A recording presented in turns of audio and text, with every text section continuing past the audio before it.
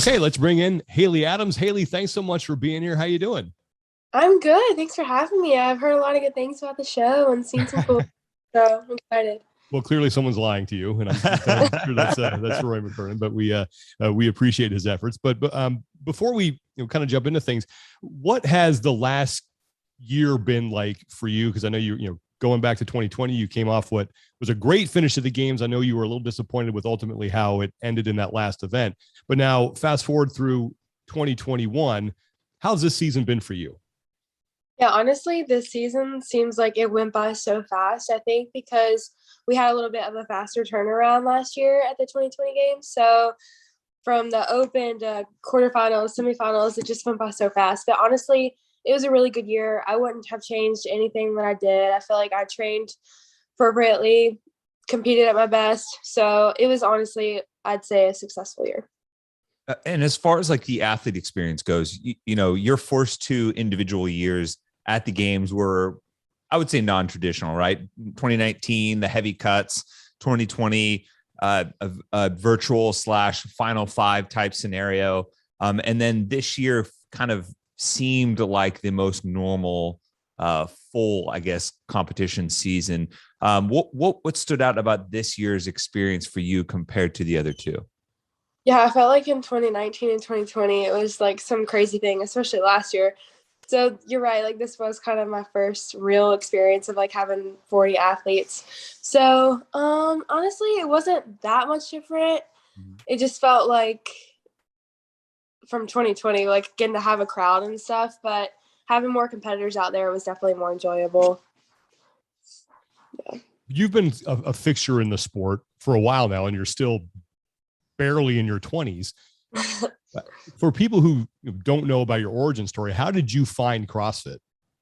Yeah, so I've played like literally every sport. Back when I was in freshman year of high school, I was getting really burnt out on competitive gymnastics, and there was a CrossFit gym that was right beside of my gymnastics gym, and they had like see-through, they had windows so you could see inside, and I would see like these women like jumping rope, lifting weights, and like doing stuff on the pull-up bar, and I was like begging my dad. I was like, please, please, please take me. Like, I really want to try it because I was ready to be done with gymnastics. And yeah, so he finally took me, and I did the intro class and literally fell in love and haven't done anything else since. And we, for fans of the sport for a long time, we got to see you come up through the teenage division ranks and, win a championship there and be a fixture at the games in that format. I think more modern fans are used to seeing you as a fixture of the Mayhem crew now. How did that relationship develop? How did you come to find Mayhem as your home away from home once you started to move into the adult divisions? Yeah, so after 2018, when they announced all of those the changes were like sanctionals and all that, I was like, no way I'm going to be able to make it as an individual. So I had come down to Cookeville for an aerobic capacity seminar and just ended up training a little bit with the crew. And then I got a message a few weeks later asking if I wanted to be on the second team, which was Mayhem Independence. And I was like, that's a great opportunity. Like, it'll let me get some experience competing in the older division, but also getting to train with Rich and the crew and stuff. So that's basically how I ended up here. I only did one team competition and ended up making it individually through the open. But it was like it's honestly the best thing I've ever done moving here, because I don't think I would have just moved here if they hadn't asked me, but I'm so glad I did. Being able to do that at such a young age, uproot your life and go to a place that you only know a few people, not many people could pull off at that point in their lives. What was it, do you think, that allowed you to have that level of maturity to make that decision? Yeah, well, it took a lot of convincing from my parents, but I just knew that I needed to, I think, come down here to further better myself and get experience competing, which I thought that was going to be on a team. But that's exactly why I came down here. So, and what is it about Cookeville for, I would say, young athletes specifically that allows them to develop and be successful? Because we do see a lot of, it's a story now that more and more athletes we have seen, move to Cookeville, train with Mayhem crew, start to develop, perform much better, whether it's team, whether it's individual, anywhere in between. And, there's plenty of people that have trained with Rich and the crew there. But I'm curious about the younger athlete specifically. What is it about Cookeville, the environment, that makes it a good place for someone who is just starting out in their career, just starting to scratch the surface and simultaneously meet their potential? Well, when you're training under Rich, like he's been doing it for so long, and obviously his name speaks for himself. So getting to train beside him and learning all of his techniques and just, getting better from that. And also not even just that, but getting to train with so many other amazing people. I got to train with Tasia in 2019, and I truly think I got so fit that year from just training with the team. And yeah, so I think the environment says a lot about itself, and we just have a good crew going on down here. And I think that everyone can benefit from it. You've obviously had to sacrifice a lot in order to be able to train the way that you are and move to a new place. How do you deal with that, knowing that there's maybe some things that you are missing out on that normal teenagers and people in their early 20s are experiencing right now that maybe you're not? Yeah. So, I mean, like sometimes I do wish I wasn't sitting like in the off season, sitting at home on a Saturday night. But I think that I was given this talent for a reason, and that I'm getting to live a pretty cool life, getting to do what I love every day, and I'm getting to travel, I'm getting to compete. So I think that all the other little stuff won't matter in the end. And I'll look back and be glad that I chose this. Mm-hmm.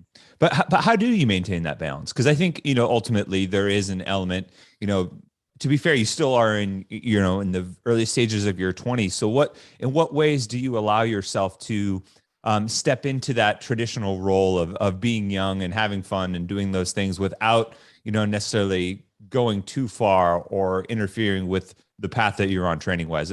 I know TikTok is one of them, but I'm curious if there's other ways that you allow yourself to I don't know, just be a traditional, young woman in her 20s. Yeah. So actually my roommate, she doesn't do CrossFit, and she's my best friend. So that's perfect, because I come home and I get to just be Haley and don't have to talk about CrossFit. We can just talk about regular stuff. And so that's honestly been so good for me to have, because it just, like I said, it makes you feel like Haley, and we can drop CrossFit when I walk into the door. And also have a few other friends too that don't do CrossFit. So that's a really good balance for me to have. But they also understand that like I can't go out and be crazy or anything. So it's really cool that they respect that, but still just want to hang out with me. You mentioned experiencing burnout in gymnastics when you were younger. How have you avoided that from happening with CrossFit? I think if that happens in CrossFit, you're definitely doing something wrong, just because there's so much that you can do and have fun with. And I just love the crew that I work out with every day. And that's been, I think, a huge part of that. Yeah. And I'm curious now that some of the focus of the training in the last couple of years, because I think,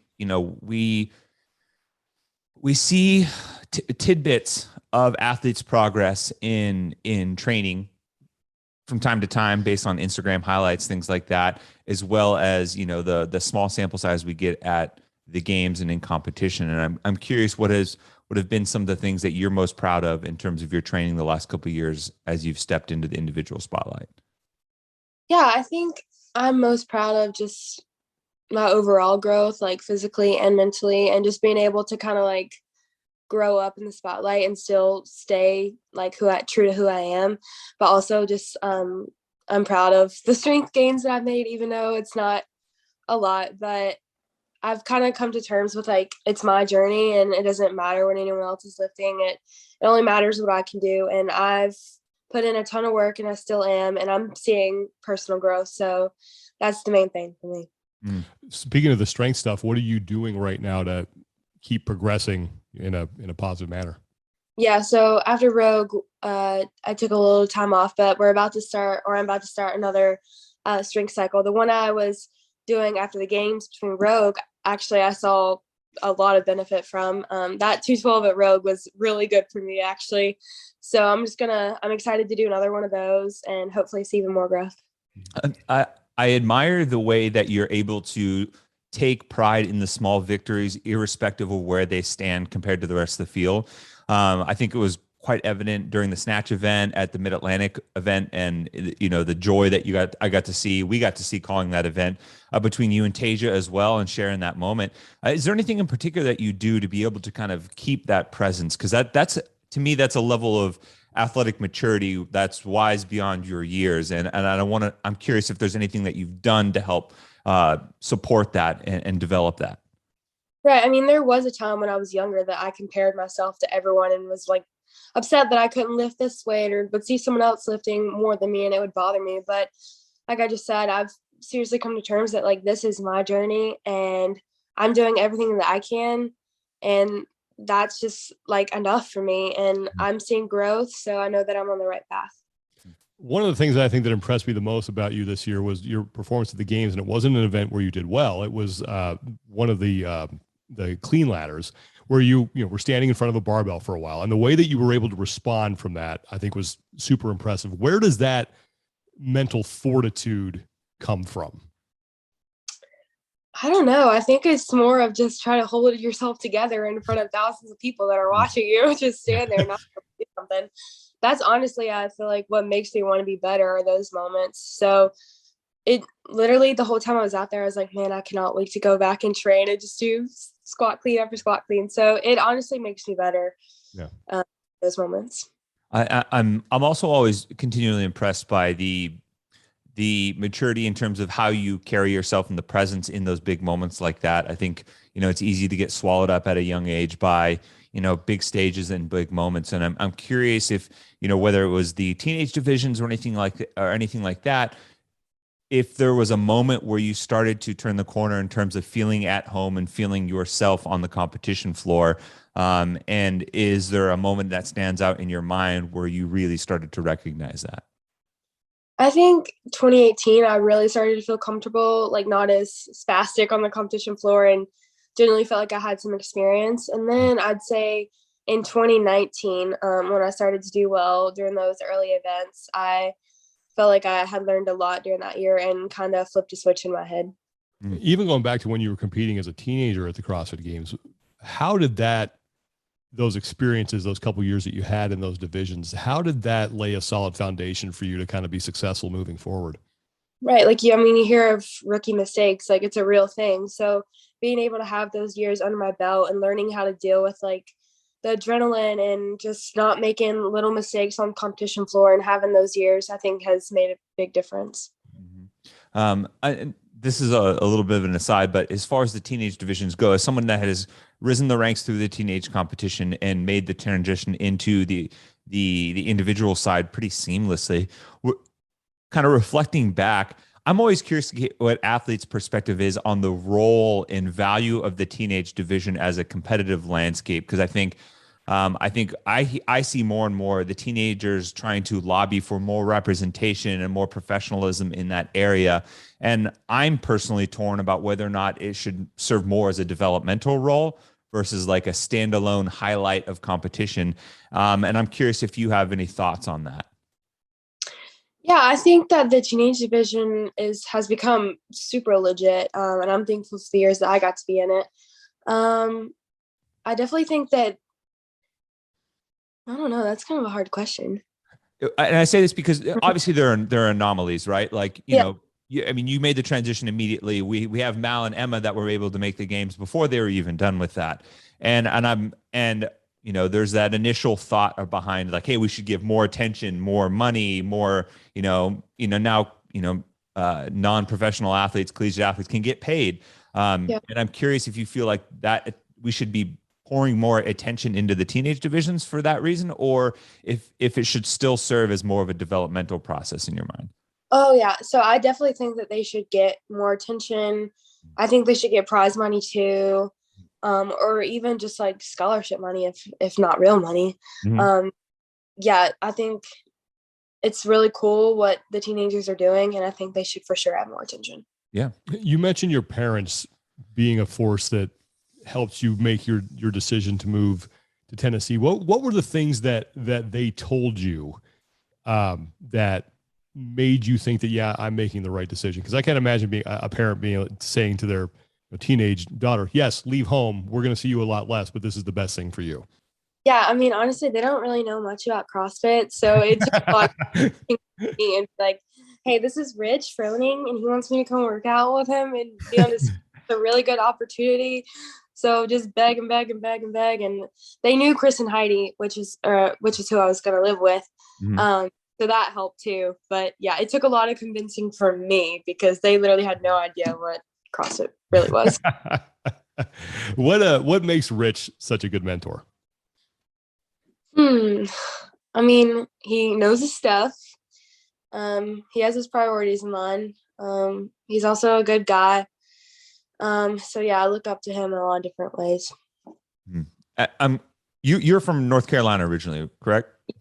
Um, Did you feel like that made the transition a little bit better, knowing that you're really just heading west a little bit, and it's not too far of a physical location change? yeah, like I could honestly hop in the car and go home anytime I want, which is nice because I do love home. I love North Carolina. Mhm. So that also is comforting in a way. Like I don't think I could live somewhere that's like a whole plane ride away. Mm. What are the biggest lessons that you've learned, not CrossFit wise, but just from being a person and growing up, from moving to Tennessee and being in this environment? Definitely be a good person, be nice. Um, just yeah, just keep your priorities in order. That's Yeah.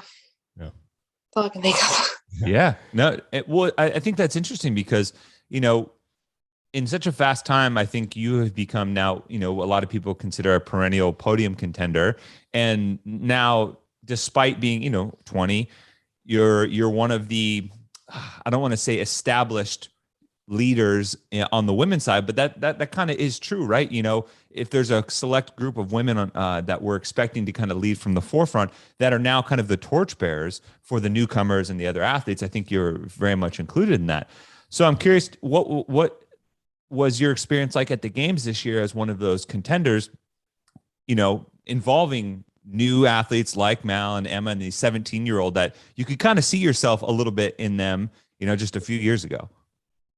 Yeah, so I felt like I had a lot of pressure on myself this year just after last year, and I was like, maybe I really can't get on the podium. Maybe I can. So there was just like a lot of that going on. But yeah, it's really cool to see Mal and Emma be so young because I do see myself in them. And like, that's why Mal and I became so much friends or such good friends in the back because I didn't really know anyone when I was a teenager or in 2019 and I didn't really have anyone to talk to. So we just kind of become friends like that because I would just see her in the warm up area and we'd just be chilling and hanging out and talking. But yeah, it's really cool to see them come up and but yeah.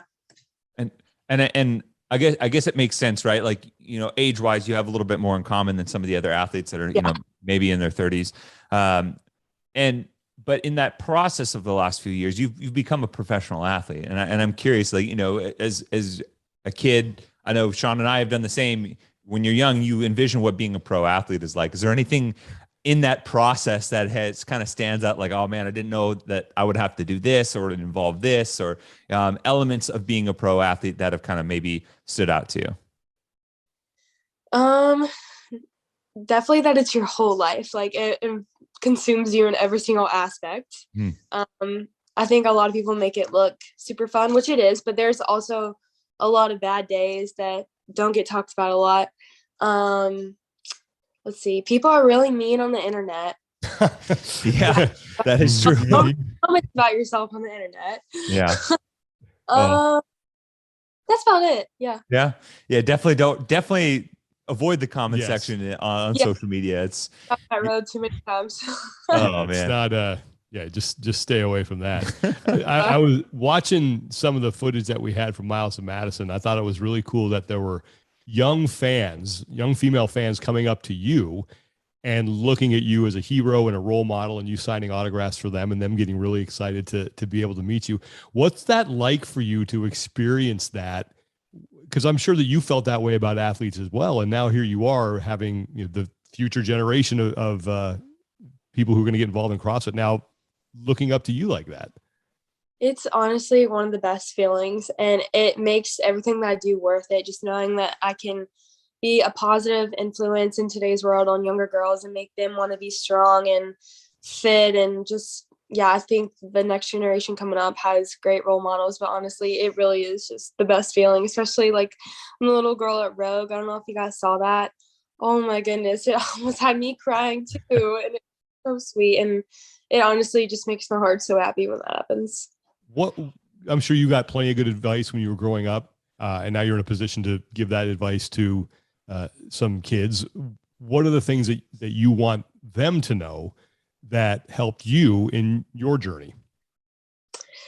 Number one is to definitely have fun and enjoy what you're doing because it goes by really fast.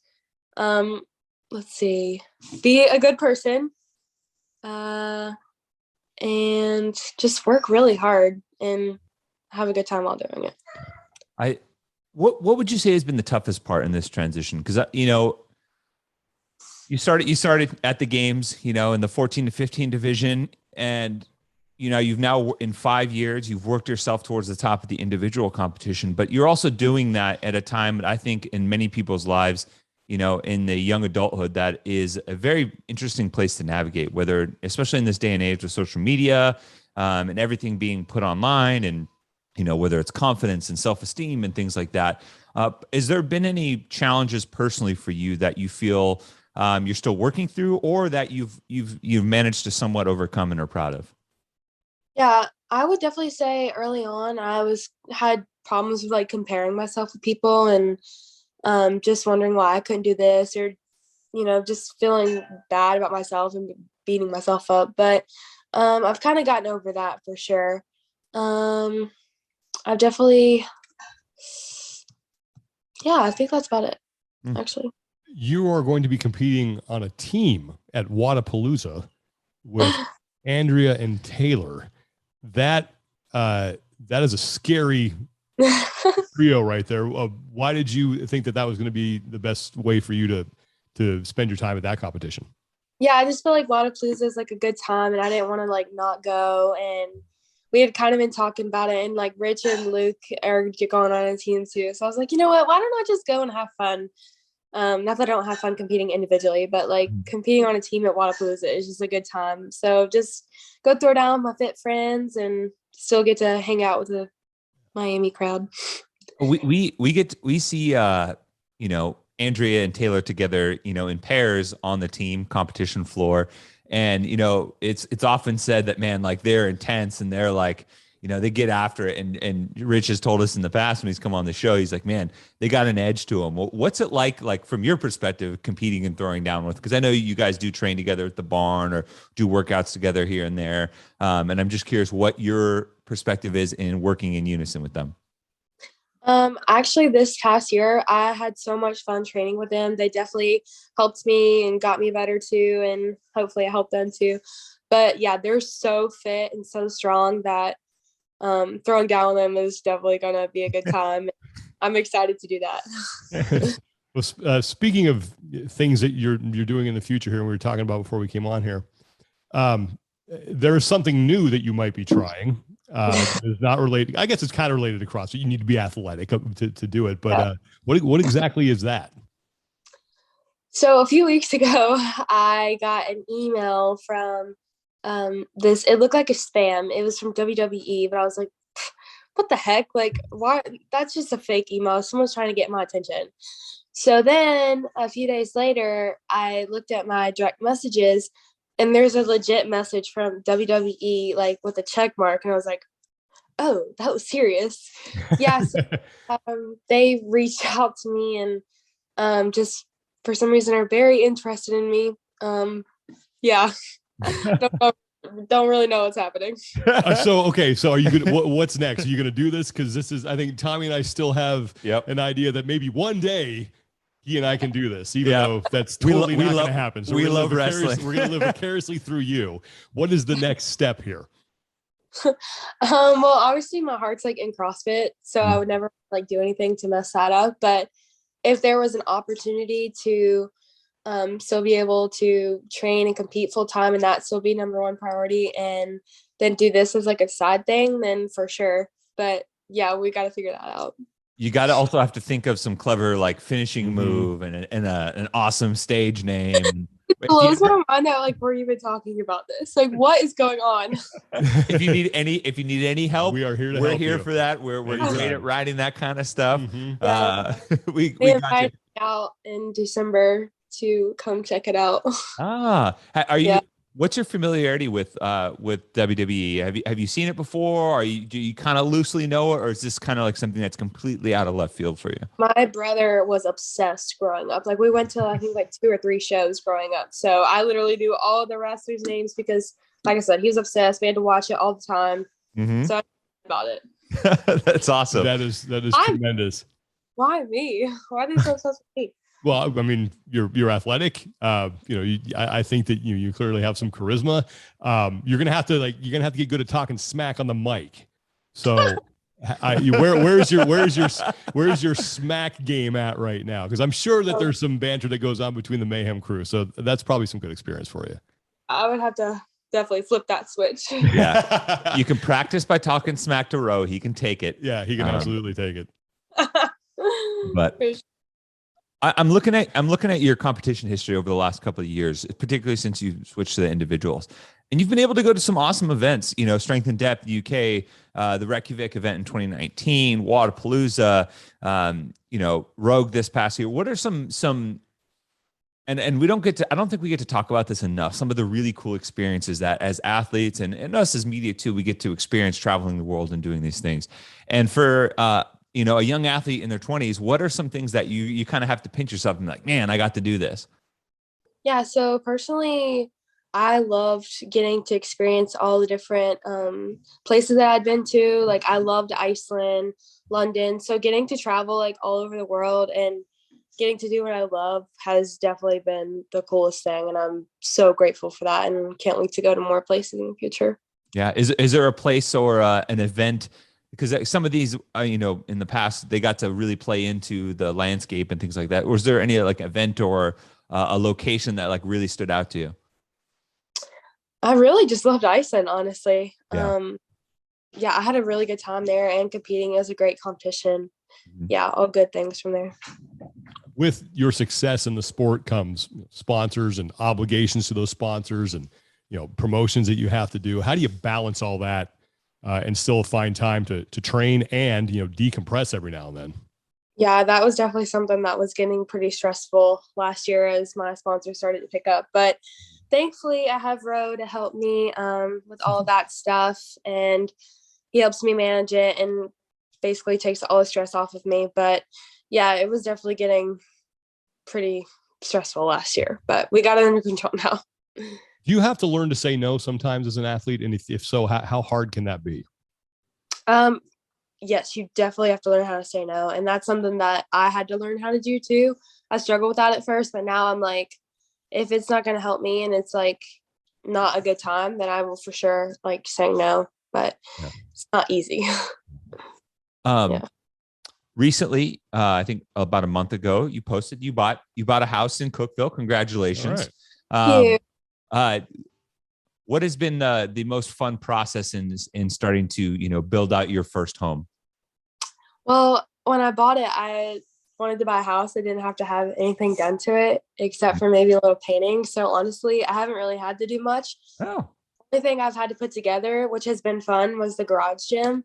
That's finally done. I have all my equipment and mats down in there. But other than that, I would say just painting. There was a few weeks after the games when my fitness was just painting. I hate painting. Oh. It's all the taping and cutting in. That's the worst. Give me a ruler, I'm good to go. But that detail stuff. Yeah, no, I hated it. Awful. Does it make it a little bit more enjoyable when it's like for something that's like uniquely your own? I'm not a homeowner, so I don't know. But I'm always curious about that. Yeah, it's definitely different when it's your own, and I can tell like how I want to keep my space so clean because I'm like, this is like I need to just be clean and because it's my yeah, but it is really cool, like getting to decorate. And actually, when I got the house, I really wanted my room to be pink, and I was like, no, I'm not going to paint it pink just because like when we go to resell it, and my dad's like, what are you talking about? Like, it's your house. You do what you want with it. So I have a pink room. Nice. There you go. That's what I'm talking about. Yes. Good job. I think about your future in the sport, and like in 5 years, you're still going to be very young, not even close to your athletic peak. But where do you see yourself in the sport of CrossFit in the next 5 years?